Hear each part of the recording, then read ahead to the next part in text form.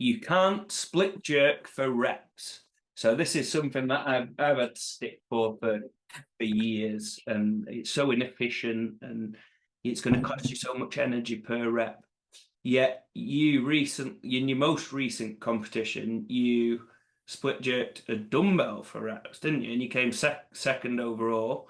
Can you tell us a little bit about that? A little bit about have you done it on other implements? Have you done it on log, axle, barbell? Yeah. Tell us about your experience and how you've done in that comp when you've done you split jerk in a rep event.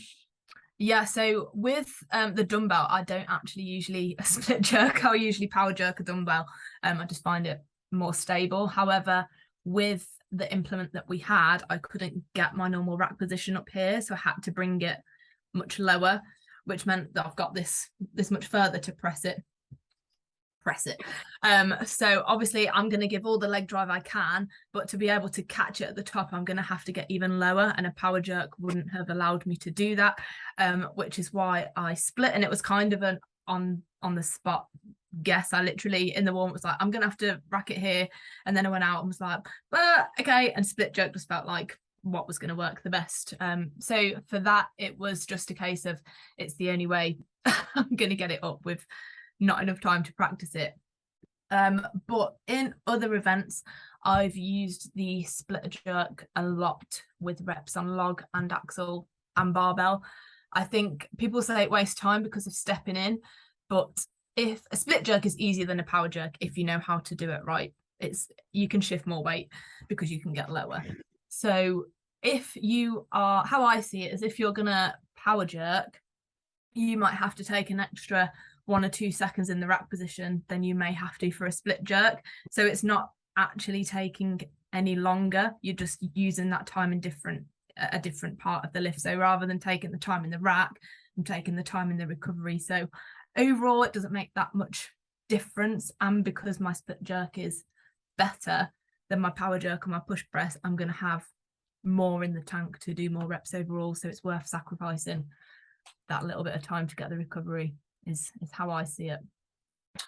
So as all skill being equal, obviously we can chat about this, because I feel like we're kind of, in terms of skill, like we're equally confident with the split jerk, power jerk, push press, strict press, and we can almost, like you and I can see it as a continuum, like in terms of difficulty. Yeah, roughly all our skill might be like we've got a technically good push press, but we're just going to do a little bit more on a power jerk, and we're going to do a little bit more again on the split jerk generally, yeah? Just because of the thing that you've touched on about you can just receive a little bit lower, can't you, basically? So like if you think of like a push press, you're exploding into the dip and drive, and then you've got to finish off that last bit with your upper body. Yeah, whereas when we go to a push jerk, you can kind of rebend the knee to push yourself under the bar to receive it instead of pressing out with the triceps. Yeah, and then with the power jerk, you'll kind of rebend the knee, but you can move your feet out a little bit to get a little bit more depth underneath. And then the split jerk is, like, a lot of people see it as like from the untrained eye, it looks like a kind of magic kind of move, but realistically, all you're doing is just trying to kind of get under the bar a little bit more. So in terms of, like you said about comparing the power jerk and the split jerk in terms of time, you said that in terms of speed and trade-off, like your power jerk, you might actually spend a little bit more time in the rack.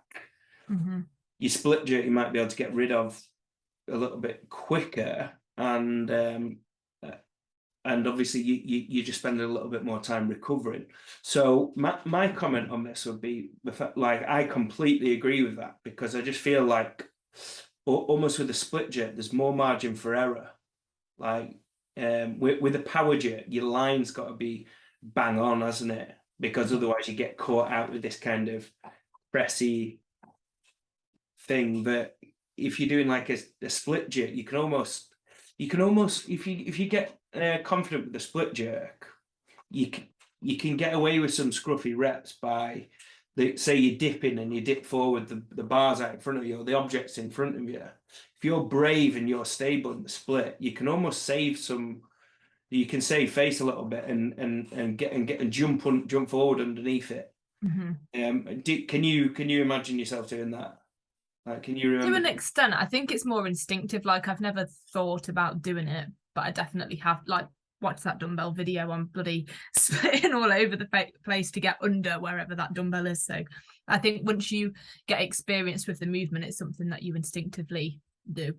Yeah, because I think with like a push jerk and a power jerk, you're kind of pushing yourself under the object. You're trying to find that kind of stable place underneath the implement, but the room where you've got to play is laterally, so it's just like you can only go sideways so much, but if the thing's in front, like, you can kind of get caught out. But with a split jerk, you can kind of move laterally and forwards and backwards, so you can kind of find it does give you that margin for error. A thing that personally I've like tried to consciously learn and teach to the people who I teach who like using split jerk, which is against the weightlifting philosophy, is to recover quickly. Like, if you watch say me do like I've done some good sets where I've done split jerk for reps, like when I did England's under 90s, I think it were in last year, I did 122 for 8 reps in 75 seconds, and it was what I was doing. I got really good in that training phase at basically landing the split, and then as I landed the split, instead of stabilizing, pausing in the stable position and then recovering, I was landing the split and I was just bouncing out of it straight away, and I was just bouncing back to the. So I got really good at this, technically efficient at this fast recovery, and I got to the point where it's as quick to recover that as it is a power jerk, but I've got this extra margin for error forwards and backwards. So yeah, I find that's. But I think that point that you've said about the power jerk, you're having to make sure that it's perfect in the power jerk in that rack. Whereas you find you split jerk, you can kind of get rid of it a little bit quicker. And also the other big thing is if you can speed up the process, like a lot of people who think the split jerk for reps is really tiring because it's just because it's like a kind of longer movement. But if you can speed it all up and reduce that time under tension, it's going to be a lot more efficient than people think, isn't it? Yeah, and it's if you're split jerking as opposed to push pressing, like, you're going to have to put a lot more power into the leg drive with a push press than you are a split jerk. So it's that trade-off, isn't it, of actually, if I'm split jerking, yes, there's more movement involved, but I'm not actually having to recruit as much power each rep because I'm able to just jump underneath it as opposed to having to physically press it all the way up. Exactly, and I think that's a really good point about you can just keep more relaxed because you know that it's not going to take a max effort on each rep. You imagine you're doing a, say, I don't know, 70 axle for reps, and you had to do as a training set, and you have to do 60 seconds max reps, and you have to do push press. Like, you're going to get to the point on the push press where you're thinking, before you dip, you're going to have to. It's going to be like a maximal thing to produce enough force to make the rep.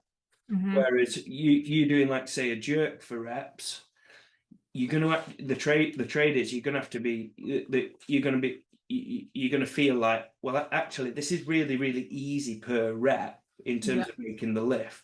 So what I can focus on here is actually creating like relaxing globally, if you will, throughout the body, and just trying to relax as much as you can through each rep. So when you get 30-40 seconds deep, you've not wasted all that kind of glow, like all that force production energy.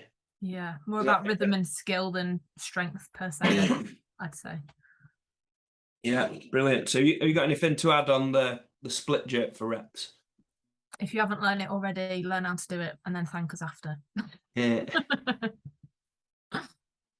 So what one more thing on the like somebody learning the split jerk, like, because loads of people who just don't like, they're really intrigued by it. There's the purists, there's the guys who like, I think it's cheating, I'm never going to learn that kind of thing, which is fine, great. And I coach loads of people like that who just want to get really good at push press, and find that this is going off topic a little bit, but the same principles of, like, say, the weightlifting principles that me and you talk about, like it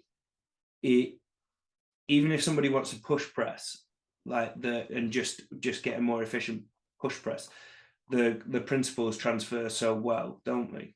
Yeah. So what would you say to somebody who wants to optimize their push press, and they're just like, I'm not interested in split jerk, I'm not interested in learning? What would be the thing to focus on, or an error that you see when people are push pressing? And I think there's a few things. One is people coming too far forward onto their toes, which one means they miss a shitload of power from the posterior chain, and also means they end up pushing the bar forwards, which then means that they've got to work even harder to get the bar back in line. So it's that bar path. And they will just an inefficient dip and drive, because they're thinking more about how strong their shoulders are and how much they can press, rather than utilizing the stronger muscles that we have down below. So I'd use overload with heavy dip and drives, quarter squats, stuff like that. Really drill that dip position, so when they then go to push, they only actually have to push from here as opposed to from here.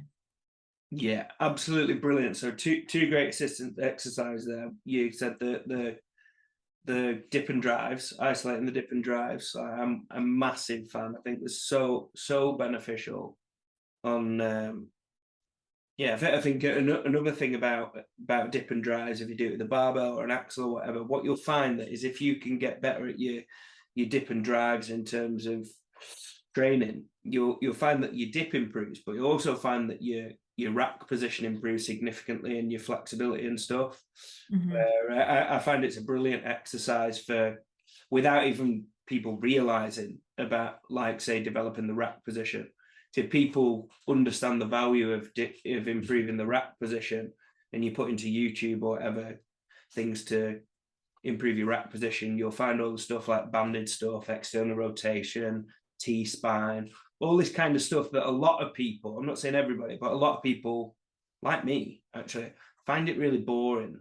And like, whereas something like, say, getting better at the dip and drives, like you can see the specific transfer to the lift that we're talking about, but you're getting the benefit of developing the lift, but also that kind of flexibility stuff without doing any kind of stretching and stuff like that.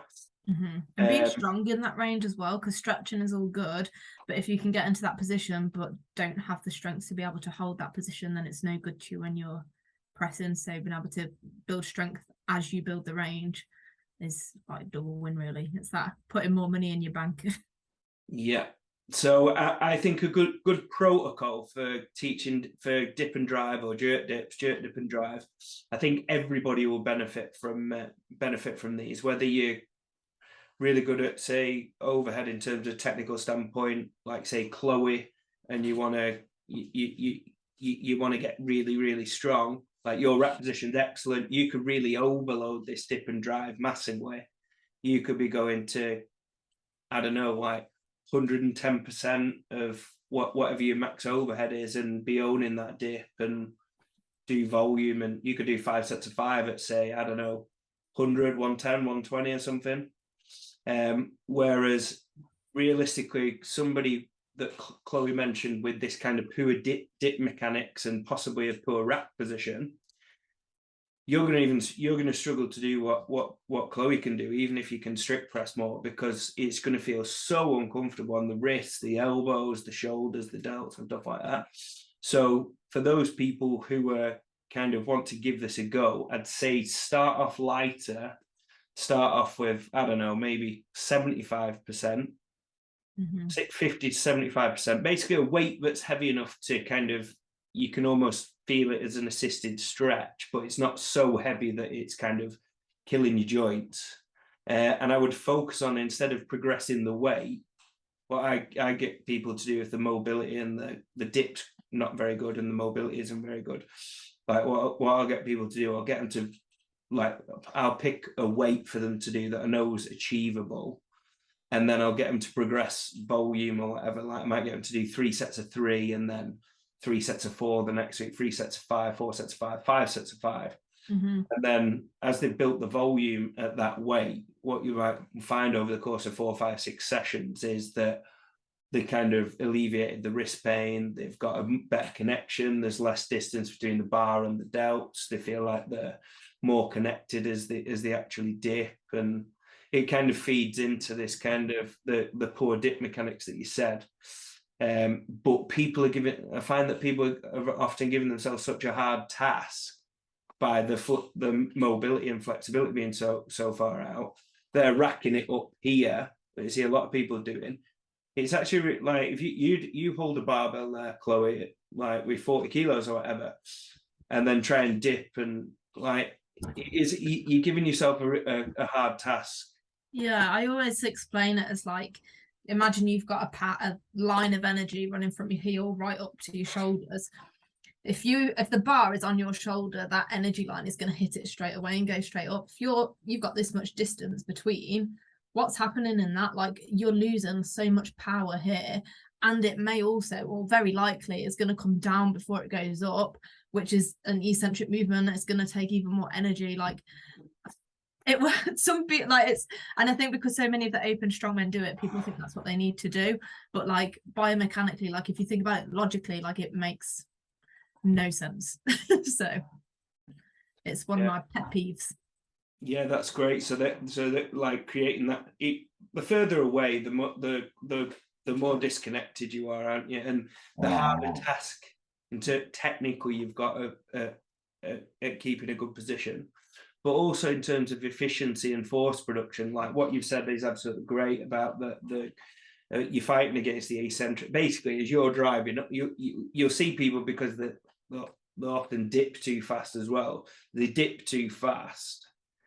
This disconnect is accentuated even more, and then they'll dip really fast, and then as the weight is coming down, they're driving up, so they're driving into this object that's on its way down. So the object is not only kind of probably going to mess up your line because it's the timing's out, but also it's just gonna kill that kind of force that you're producing into the bar. So do what Chloe said in terms of shortening that gap. And a cue that I like is imagine that when you've got any object in that rack position, whether it be dumbbell, whether it be axle, barbell, log, like try and make it at one with your torso. Like, instead of making it like, say, your torso being entity 1 and the object being entity 2, try and connect it, merge it into one until until the last possible second, until you finish that drive and hit your extension, and then let the disconnect come. So split jerk, in terms of somebody who wants to give it a go, Chloe. So we've said about efficiency of the dip and drive there, and the push press.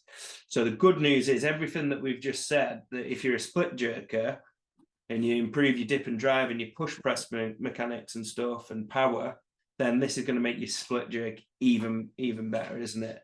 But what would you say to somebody who wants to give it a go and they don't know where to start with the split jerk? Have you got any kind of golden tips or thing to prioritize in session 1? Yeah, I just do it really simply with people I'm working with, especially with online coaching. It's so much harder to teach. Like, if it's in person, you can get that exact stance and really work through them and with them and get it to work. But if I'm just telling someone now over the internet, I just say, stand in your squat stance, so you've got a nice wide base.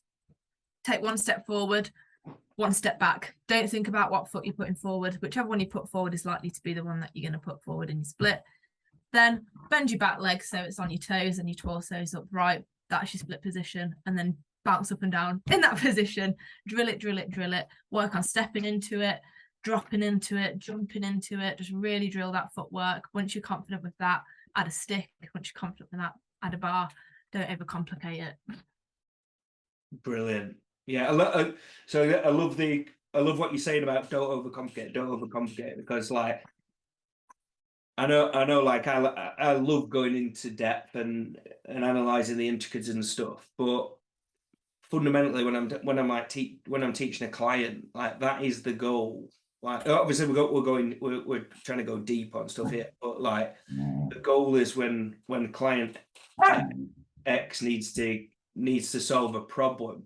I think that is the key. Trying to keep it as simple, and I think that like I'm a massive fan of that approach of keeping things simple. So yeah, I do a very similar thing to you, Chloe, with that. I say a good little trick for deciding which foot to step forward. If you put your feet together, stand up straight, keep everything locked out, and then just let yourself fall to the floor, and then leave it as late as possible. See which foot that you steps forward first instinctively, and that's probably the foot that you'll be stronger with to put forward in the split. And then what I like to think of in terms of like a torso angle, like I like to imagine that instead of, you see a lot of people jumping forward, jumping backwards, hinging at the torso. Like what I like to think of is in the split jerk and the dip is try and keep your torso perpendicular to the floor or at a right angle to the floor. So what I like to imagine is if you look at the torso video, what we're trying to do with the jerk is if you just look at the torso, it should almost look like you're falling down a trapdoor. Yeah, it should go straight down. It shouldn't be jumping forward, jumping back. It should just be like you're falling down a trapdoor. And then you kind of received it in this kind of split position. You would say fairly even, like for beginners, just however far forward you go, just match it with the back leg roughly. Yeah, I do with especially when it's just footwork without a weight. And you can do it with a barbell if you've got kind of something to film, is find a line on the floor, whether it's between mats, get some chalk, make sure, I always say your foof or your willy is over the top of the line when you dip and drive, and you want it to land over the line once you've split. And I think that goes into that trapdoor. It's just a different way of thinking of it. So people have now got two options that they can look at, and whichever one clicks with them. That's it. Create, like, find a focal point on the floor or chalk a mark on the floor. And also, like, don't be afraid to do it, like, in your split position. You find a position that feels really good, just chalk out some little marks and make sure they're pretty even. A thing that I really like for beginners on split jerk is actually getting them to feel the legs in terms of getting into that kind of receiving position. And the thing is, what's going to hold a lot of people back is people are like, oh, I don't have balance, I feel like I'm going to fall over. Well, of course you don't, because you haven't spent much time there, because there's never been any value in spending time in that position. So logically, you're not going to feel balanced. But balance is a very quick thing that you can develop. So kind of little shortcut that I use with new people is get them into the split position that looks pretty good, get them to hold it, get them to feel the legs, getting to the point where you're like, oh my goodness, even with no weight or just a stick, I can really feel my legs starting to burn. Like, let's do something like 3 sets of 10 pressing split. Yeah. To the point where they're just basically they're getting used to maintaining that torso position above the trapdoor or above the mark on the floor, whilst moving the object from the shoulders to overhead and back. Yeah.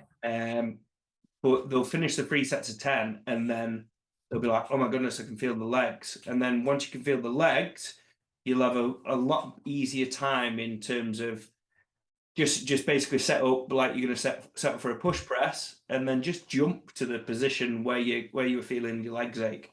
And if you try that little trick, I think a lot of people, without even really understanding it, will do a pretty good split jerk within 10, 15 minutes or so, Yeah, or at least something you can start to build on. absolutely.